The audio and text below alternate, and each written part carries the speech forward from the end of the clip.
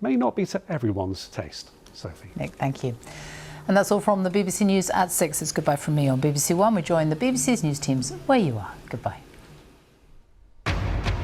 Hello and welcome to Look East. Our main stories tonight. Killed by a single punch outside a pub. The family who say he's been failed by the courts. Absolutely shocked that that is all Ian's life was worth. No warehouses here. Thousands sign a petition to protect ancient woodland in Kettering. It's crunch time with the Football League playoffs. Tonight, it's the turn of MK Dons at Wycombe Wanderers. And cue celebrations for a big broadcasting birthday. BBC Radio Cambridgeshire, the sound of the county.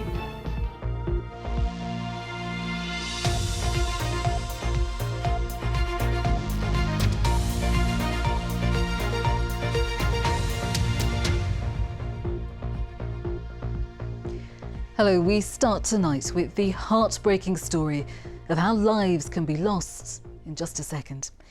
Ian Clitheroe was on a night out in Huntingdon with his partner Claire. It was a few days before his 51st birthday.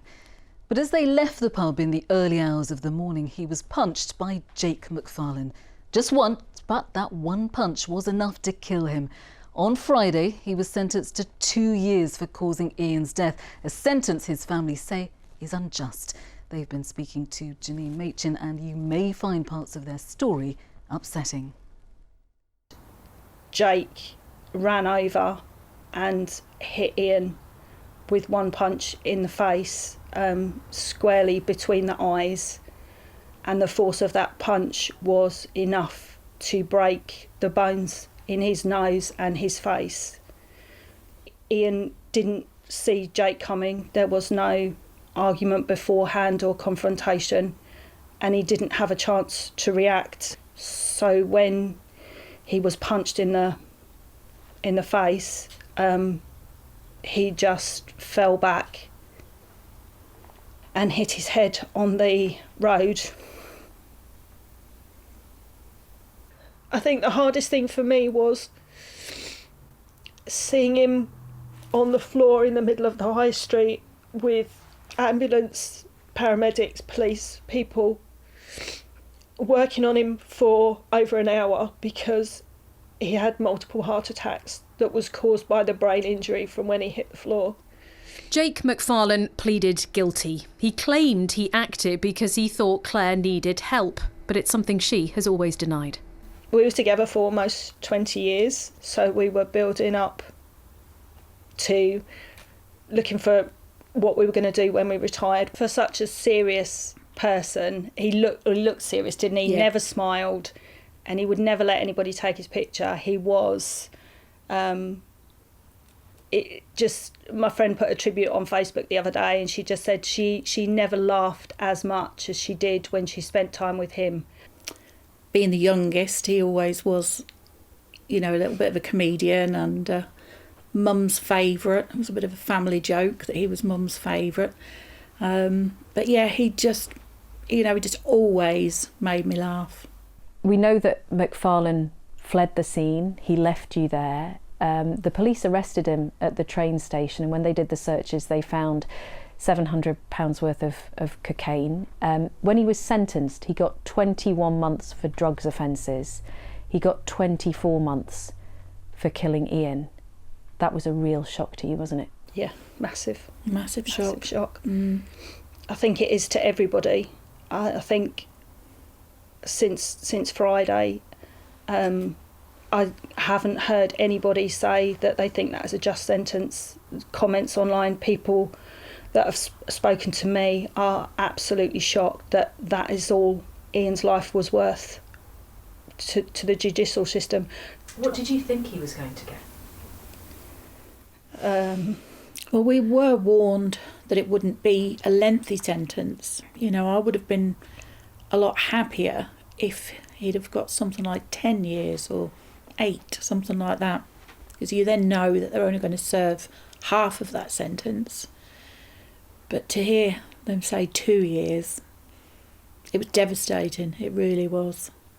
The police said that it was clear that McFarlane didn't mean to kill Ian. Do you think that that is actually part of the problem, that people still do not realise that you can hit someone once and it can be enough to kill them? Yes, definitely. Yeah, definitely. You know, the sentencing for carrying a knife, obviously, you know, it's well documented, but I think it's young men in particular, it's not women. They don't realise the damage that one punch can do. If somebody goes down and hits their head like that, you know, the brain injury, it's very rare anybody can come back from that. You only lost him 3 months ago. How are you doing? I'm still not in denial, but I just still can't believe that this has happened, that he's never going to walk back through the door, that somebody so young is responsible for taking away his life when he was younger. He was hit by a car, wasn't he? And he was in a coma, and he had a scar across his head from then. And I remember him talking about that, saying about he was in a hospital for a long period of time, and that's how he got the dog that he wanted, because his parents were so happy that he woke up. So in the back of my mind, I thought, if he came through that, he'll come through this.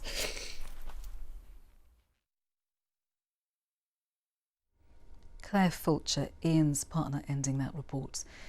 Well, we asked the Ministry of Justice about the length of Jake McFarlane's term. They said that sentencing is a matter for independent judges, and in the vast majority of cases, judges get sentencing right, but it can be challenged if the length of the sentence doesn't fit the crime. Now, more than 2,000 people have signed a petition to block plans to build a warehouse in Kettering on land owned by the Duke of Buccleuch. Campaigners say the building will dominate the entrance to Weekley Hall Wood. A decision is expected tonight, and Theo Chikomba is in our newsroom and can tell us more. Theo. Yes, that's right. This evening there is a planning meeting to talk about whether this decision will go ahead for the proposed plans near Weekley Hall Wood in Kettering. Now let's take you back to last year when there were protests. Many people turning up saying this plan would destroy biodiversity and as well the open space that's been there for people to use for a very, very long time. In terms of the woodland area itself, it's around 40,000 square metres in total. Now these plans were put together 2 years ago by a property company who are operating on behalf of I.M. Kelly, and they're saying these plans will be including office blocks which will be used during for those who work in the warehouse, some car parking spaces for visitors and for those who work there as well, and some rare site area as well for lorries which are going in and out of that area. On top of all that, they say this proposal is likely to create 150 jobs for people who live in that area and beyond as well. But for those who do oppose this, they say, you know, we use this area to walk our dogs or maybe for recreation in their spare time. But we are likely to find out the decision about this and whether it will go ahead at 7 o'clock this evening. We are expecting people to be there at the meeting, and we'll have an update on this in the late bulletin. OK, Theo, thank you. Theo Chikomba there. Now, voters have gone to the polls today with council elections taking place across the country. Almost 200 seats are being contested in Cambridgeshire, Milton Keynes, Harlow, Stevenage and Peterborough. There are no elections in Bedfordshire and Northamptonshire. Polls close at 10 o'clock. And of course, we'll bring you all the results on tomorrow's election special. And if you want to follow the results as they come in, head on over to the BBC election website. Now, 2 Cambridgeshire police officers have been sacked for gross misconduct after repeatedly having sex with one another while on duty. A misconduct hearing heard the pair admitted to sexual activity at different places at different times. Cambridgeshire's Chief Constable said their actions had brought discredit to the force. Essex County Cricket Club has been fined £50,000 over a racist comment made at a board meeting in 2017. They pleaded guilty to 2 charges, one for the comment, a second one for not investigating the matter. The England and Wales Cricket Board said the language brought the game into disrepute. You're watching Look East, still to come. We're on Bat Watch and why the River Cam might be your best bet to take a closer look at them.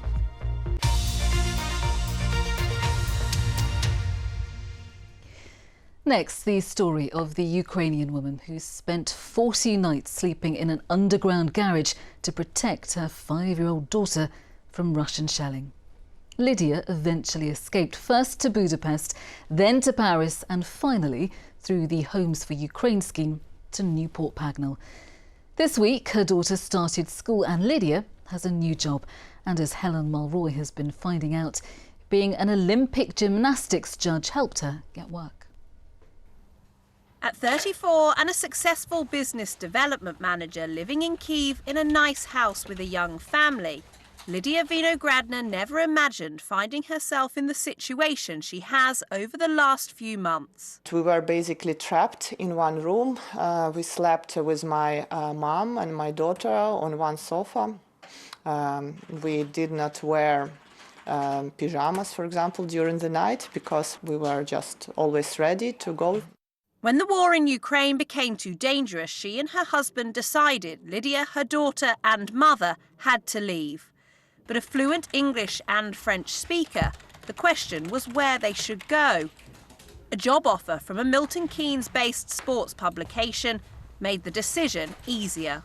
I don't think that I would have relocated if I didn't have a job in place, because that's important for any person to have some kind of security in future. I have a little 5-year-old girl, so it was important for me to know that I can support myself and her and my mom, so financially, so this was really very important. Lydia had over a decade of career experience, previously working with international brands and clients. Transferable skills that experts say the UK employment market desperately needs. There's suddenly fewer candidates on the market. 2 years ago, there'd probably be 30 or 40 people applying for most roles. And I'd say now we're talking about, single figures. So it's gone down a lot. Giles, who runs his own recruitment firm, says more and more companies are now looking to employ Ukrainian refugees. There are lots of skills that the Ukrainians can bring over here. I would say to companies, that there's a lot of people, lots of different skills. They'll give a 100% commitment, I'm sure. And, I feel that there should be a pathway to making sure that these people find work as soon as possible. For Lydia, things are now looking more positive. Her daughter started school this week. She has a home with a host family. And in the second week of work, she is settling into life in Milton Keynes. The work keeps you distracted, so I really don't have much time to think through anything bad what is happening, so I try to keep positive. Rebuilding hers and her daughter's life in a new country from the ruins of war. In Milton Keynes, Helen Mulroy, BBC Look East. 2 men from Northamptonshire who launched a fashion brand at the height of the COVID lockdowns say they want to force a change in the way men view mental health. Rahul Popat and Shyam Tatani founded All Men Cry to encourage men to speak up, not man up. And as Nadia Jani has been finding out, they want to create a lasting legacy after enduring their own personal battles. Graphic designer Rahul and software analyst Shyam are encouraging more men to talk about their mental health with their new clothing line, All Men Cry. And the idea started during lockdown, a conversation he had with his friends. Shouted out All Men Cry as a thing. And I at the time was like, that'd be a great slogan on a t-shirt. And I contacted Rahul because he's a graphic designer. And I was like, I had this vague idea of what I wanted a logo to look like. And then literally, I think it was a day later or even a couple of hours later, he just sent me back like this. And we were like, oh, this is really good. And their good idea was the catalyst to create their own business, to help men talk. From a young age, be a man, man up. Those are the things a lot of men hear. And actually, they think that being in touch with that emotional side of their self or kind of shows them as less of a man. And really, everyone suffers, I think probably got a whole lot of Man City fans crying at home last night. And that's something Rahul struggled with, communicating his feelings. Never really used to speak out a lot of how I was feeling, especially thoughts, during lockdown, etc. So definitely, speaking out and expressing how you're feeling is so important. Last year, radio DJ Rowan Kemp made a documentary on men's mental health and revealed to the world that he too was struggling. I just remember being in the bedroom and just crying and I remember saying to myself, what's the point? Research from the Mental Health Foundation found that around 1 in 8 men in England have a common mental health problem, such as depression, anxiety, panic disorder, or obsessive-compulsive disorder. But this is based on what's been reported. Many cases go undiagnosed. Yeah, you're fighting it by yourself and no one knows. If no one knows, no one can help, right? And a lot of the time, just talking about stuff kind of makes it a lot better. These two cousins are helping to lift the lid on men's mental health and get their family and friends talking. I think a lot of people try and bottle up their emotions, especially people like my age and our generation and that. And it's something that, you know, hoping what these boys are trying to do with the fashion brand and everything, trying to allow more men to open up about how they feel. And all the profits they get will go to local charities that help men and encourage more honest and open conversations. Nadia Jani, BBC Look East in Northampton. It's 13 minutes to 7 still to come. Turning the big 4-0, celebrating a milestone in local radio.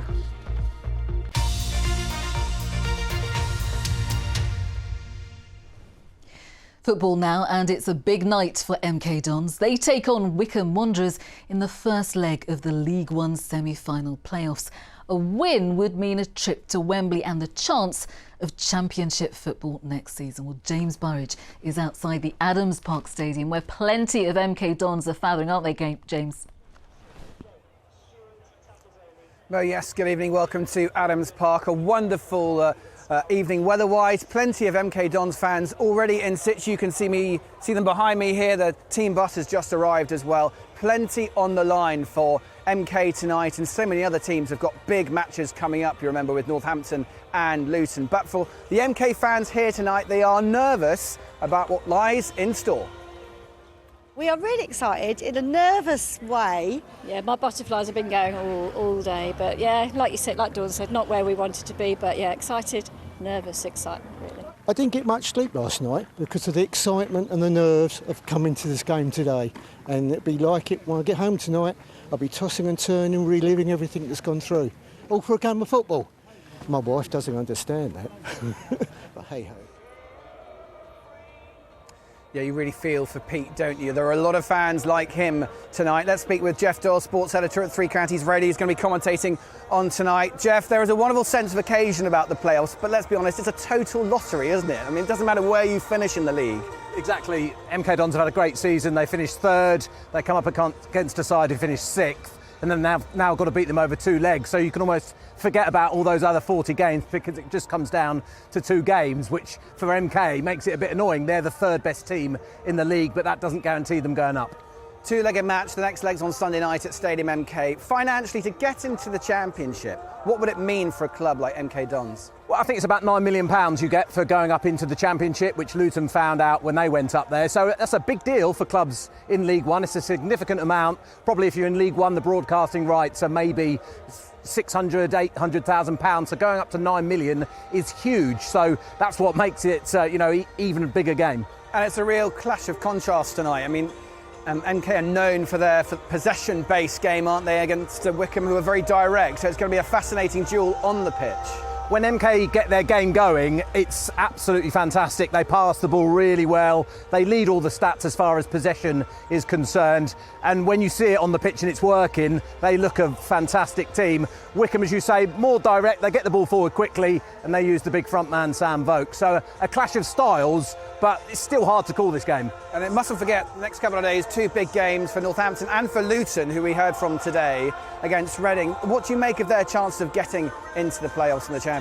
Well, they're at home. Kenilworth Road has been fantastic for them. They play a side who are just above the relegation zone but already have survived. So in that sense, it's one that you would expect Luton to win. They've got huge injury problems, as we know. But even so, I think if you offered any Hatters fan this, go and win the game on Saturday and you're in the playoffs, they would have snapped your hands back in August. Good stuff, Jeff. Thanks very much indeed. Jeff will be straight up to the commentary box. BBC Three Counties, their coverage starts at 7 o'clock tonight. May. James, thank you. And if you're watching the game, good luck. Now, did you know that 1 in 5 mammal species in the world is a bat? And if you like bats, well, the River Cam in Cambridge is a fantastic place to watch them at this time of the year.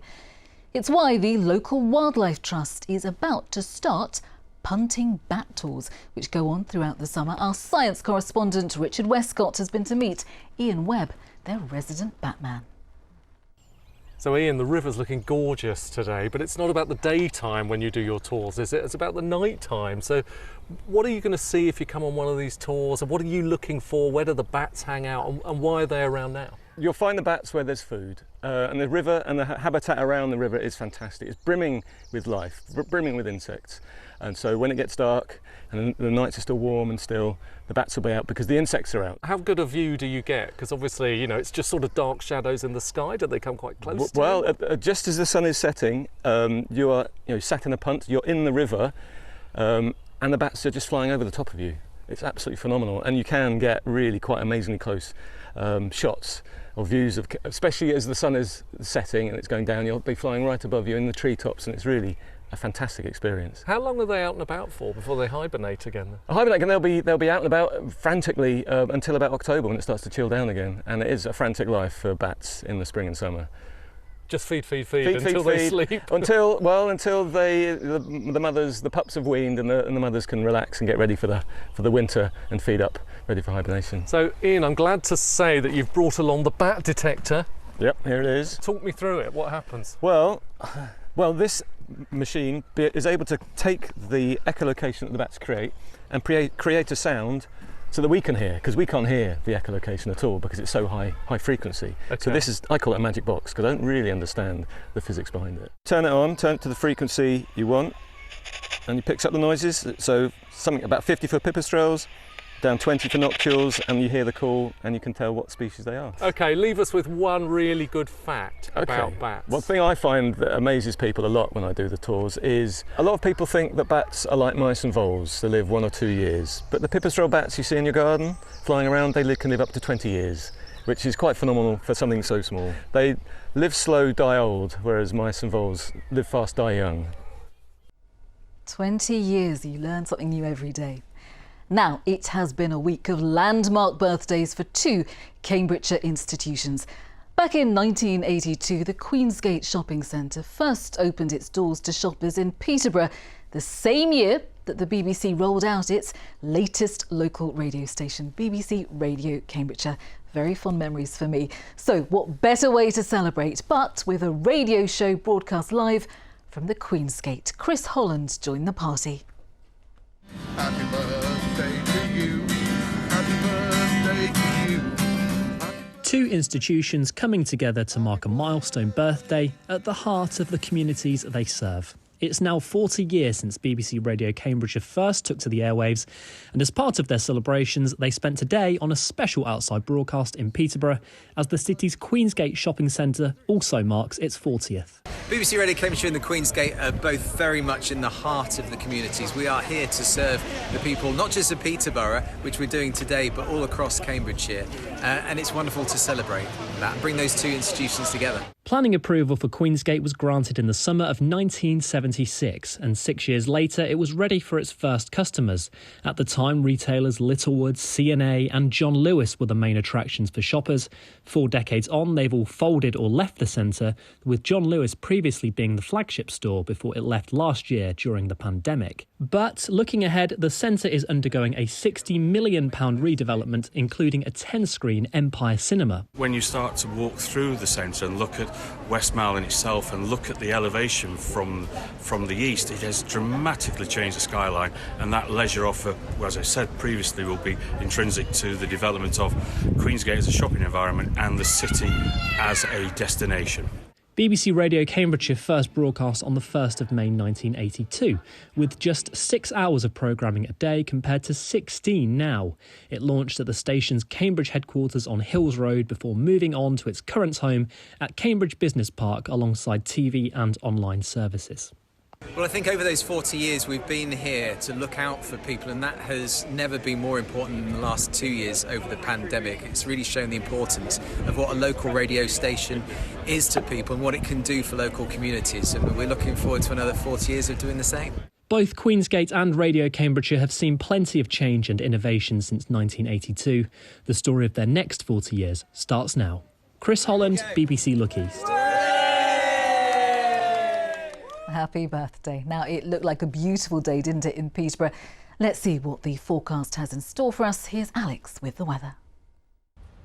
Hello, we're into a settled weather pattern at the moment. Lots more sunshine to come and warm weather on the way. A little bit of rain for tomorrow night, but not the rainfall that we so desperately need at the moment. But today, temperatures got to 19 degrees. We saw lots of fine weather across the region. There were some areas of cloud and there was the possibility of some isolated showers, but all of us stayed dry across the region today. And tomorrow it will be fine again with warmer temperatures up to 22 degrees, the chance of that rain arriving late in the day for many of us. So overnight tonight, some areas of cloud will continue to melt away. Perhaps some areas of cloud moving in across northern parts of the region during the course of the night. There could be the odd mist patch, but a lot of clear sky out there overnight tonight. And temperatures anywhere between 7 and 9 degrees. So we start the day tomorrow with high pressure building in from the south. And we'll see that warmth really building across the region with southerly winds bringing in this warm air all the way from the south. You can see that is our weather front that's coming down from the north, and that is what will eventually bring us more cloud and some patchy outbreaks of rain. But the morning looks fine with plenty of sunshine and many places getting to the high teens, perhaps 21 or 22 Celsius. Our top temperature for tomorrow afternoon.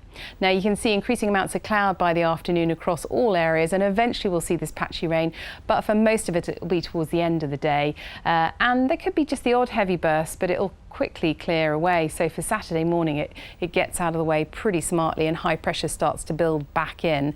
So for Saturday morning, perhaps some cloud across eastern counties, some light rain at first, but that should quickly clear, and then we'll see some good spells of sunshine into the afternoon. A little bit cooler, more of a northerly direction to the wind, and that will mean that coastal areas will be a few degrees lower, perhaps 13 or 14 degrees. Elsewhere we could get up to between 17 and 19 degrees. But it's staying pretty settled with high pressure still in control of things, so the outlook brings us lots of sunshine. Yes, there could be some cloud around at times, but it's looking largely fine and dry for the weekend and beyond, and we'll see those temperatures continuing to build into next week, so 22 or 23 Celsius by Wednesday or Thursday. Always the possibility of an isolated afternoon shower, but it looks as though it will stay largely dry after tomorrow's rain, and we'll see a good deal of sunshine and warmth. Well, that is all from me. We're back at 10:30. The polls will have closed by then, but our teams will be at counts across the region as the votes come in. So until then, from everyone here, bye-bye.